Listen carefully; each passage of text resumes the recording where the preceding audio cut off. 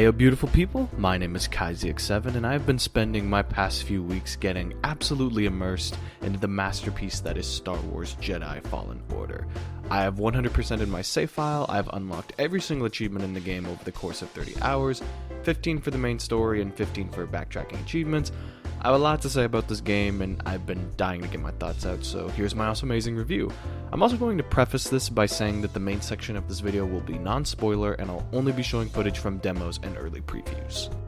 I'll start with the story and acting. To sum up, phenomenal. Throughout the entire journey, I never got bored once. Like I mentioned earlier, the main campaign took me around 15 hours to beat, and I enjoyed every second. The story takes its time to unravel its secrets, and even though some elements can be predictable, the delivery and execution always made the narrative engaging. I couldn't put this game down. I had to see how things ended, and I am not at all disappointed. And it's the type of story too where even if you're not a massive Star Wars fan, the narrative does a good job of filling in the blanks that I think newcomers could still enjoy themselves with the story being told if they enjoy games of this genre. I hope that the writing crew of this game gets to work on future Star Wars stories and games and beyond because they have done excellent work here with Fallen Order. The characters are entertaining and enjoyable. Cameron Monaghan as Cal, Deborah Wilson as Master Sir Junda, Tina Eveliv as are definite standouts for me performance-wise. Everyone else though does a great job in their respective roles. Forrest Whitaker's cameo as Saw Gerrera is definitely a welcome surprise, but those first three are definitely the main standouts. The exploration into the PTSD of Jedi living their lives after the trauma of Order 66 was explored really well in both Cameron and Deborah's performances, and the character of the second sister further opens up the old wounds of both of them, making a really great antagonist for this game. The supporting cast is great too. Daniel Roebuck's Grease is an excellent pilot for your ship as well as enjoyable comedic relief, and everyone has already sung the praises of BD-1. BD is definitely one of the best Star Wars droids. The bond between Cal and BD feels like a kid and their dog in certain instances, and it's an adorable relationship. The fact that it gives you health and is helpful in your adventure gives you a genuine sense of companionship. All in all, the performances and writing were really well done throughout. The visuals of this game are stellar. The classic Star Wars wipes and fades and transitions and the in-game cutscenes help immerse you into the story. The score is masterfully composed with the main menu theme still sticking with me as I'm writing this review. There's certain set pieces built around platforming that give you some sweet cinematic sequences. The fact that fast travel between planets is hidden in moments where you get to be on your ship going through lightspeed, chatting it up with your crew. And the last 10 minutes... holy crap, we'll definitely talk more about that in spoilers. The world building and level design is superb. There's a ton of inspiration from Metroidvanias where you need to come back once you've unlocked new abilities so you can progress further in areas you couldn't access. The map is one of the best I've used in any game, clearly showing where you need to get to, where you haven't gone yet, and detailing verticality exquisitely. Progression overall feels really damn good. The director Stig Asmussen went on record saying that the game is about players becoming a Jedi, and you really feel that over the course of this game. Every hour you play, you handle combat better, movement better, gain more force abilities, and constantly feel like you're evolving. It gives you such a genuine feeling of accomplishment when you've unlocked your entire force tree or collected every lightsaber component because you earned it.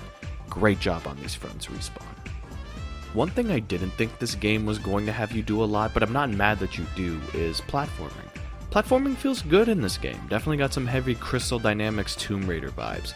Swinging on vines, wall running, climbing, using BD-1 to hack doors, and using the Force to create new paths all feel excellent.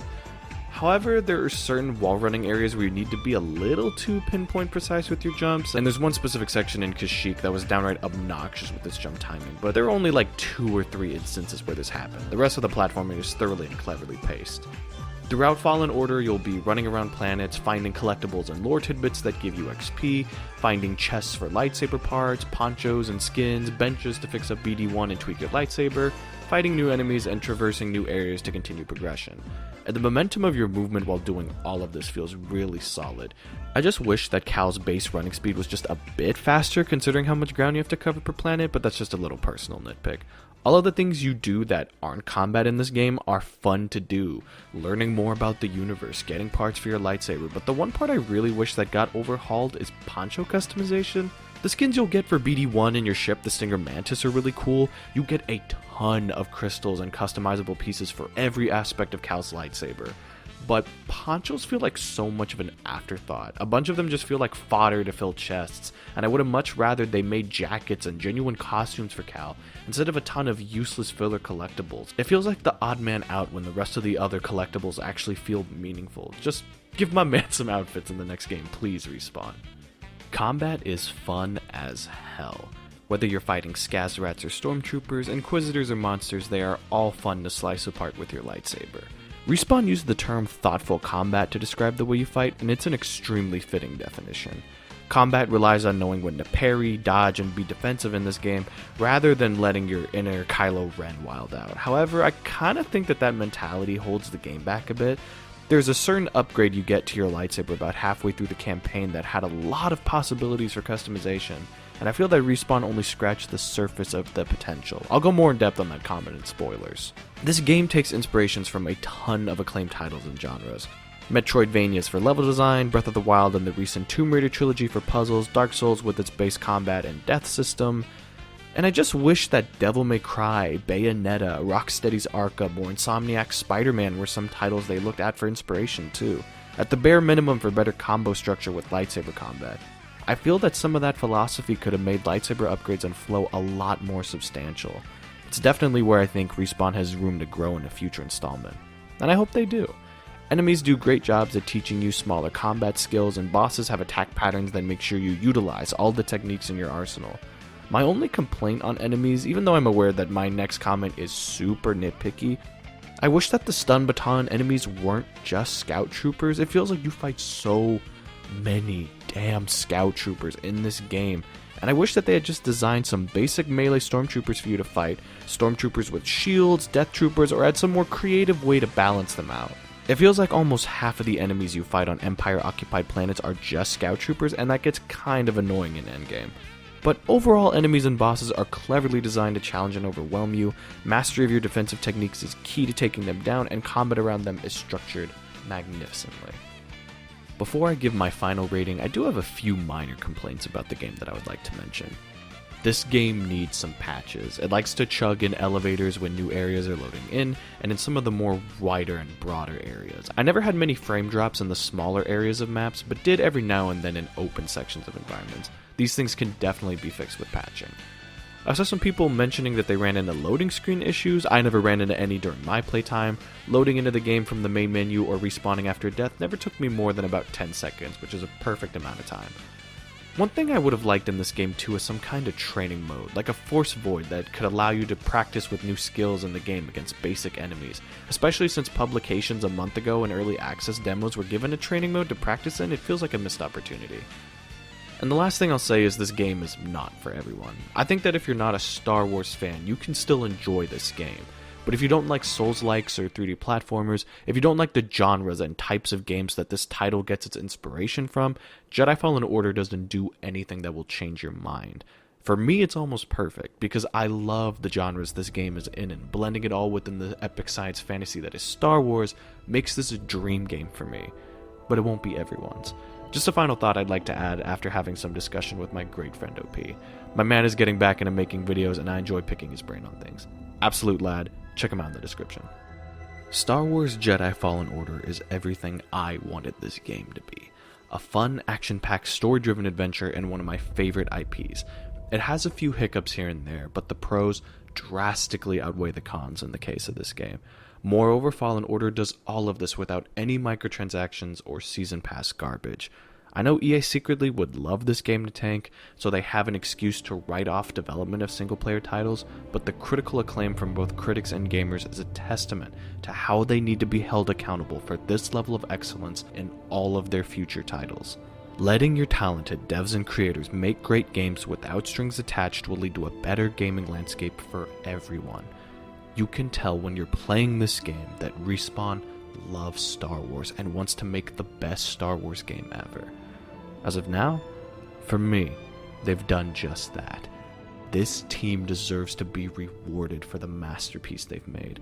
They made it with passion and love, and it shows in every aspect of this journey. I'm giving Star Wars Jedi Fallen Order an A rank. It is hands down my favorite Star Wars game and one of my top 10 favorite video games of all time. The only reason I'm not giving this game an S is because I know for a fact that Respawn can fix the shortcomings in a future installment and surpass the greatness they've done here. I have absolute faith that they'll do that. That's the end of the non-spoiler part of this video. If you guys would like to know more about my spoilery thoughts, I'm about to address them right now. I'll give you some time to head out to play the game if you don't want to be spoiled. Make sure to come back if you do, and if you don't care at all about spoilers or if you played the game, welcome. Alright, 3, 2, 1. Merrin, I love her. I love her actress. That is all. The fact that when you're backtracking through old planets after the campaign, you run into bounty hunters? So dope. Like, nothing else needs to be said. That's just such a badass addition. The entirety of the Order 66 sequence is so well crafted, from the Revenge of the Sith soundtrack in the background, the devastation of the moment itself, to the fact that you can high-five your clone trooper buddy on your way to your training. Like, fantastic. Such a well-earned moment. The reveal of the second sister being Cere's fallen apprentice Trilla was a great reveal. Elizabeth Grulon adds so much more depth to the character once the mask comes off. Dope reveal with a phenomenal final boss. Vader. Perfection. The second Trilla started to panic, I was shooketh. I have not experienced fear in a game like that since I first played Outlast. I was like, oh my god, he is here, and we are all dying. You don't, thankfully, but I love the fact that they just show how outclassed you are by Vader. You can't get a hit on him, and he completely eviscerates you and your master. I mentioned earlier about how I love the feeling of momentum in this game. I equally love how the game takes all of your growth and progression, only to give you such a stark reminder that you are jack shit compared to Darth Vader. One of my favorite moments in a video game in a long time. And lastly, lightsabers. Unlocking the double blade was awesome, but I wish there was more. There's one attack where you get to break the saber in half, and I feel that that is such bait for people like me who love dual wielding. Like, dual wielding needs to be in the next game. And I think a nice way to implement that is if they look at Devil May Cry 5. In DMC 5, Dante had styles, which allowed you to change Dante's combat style in the middle of a fight.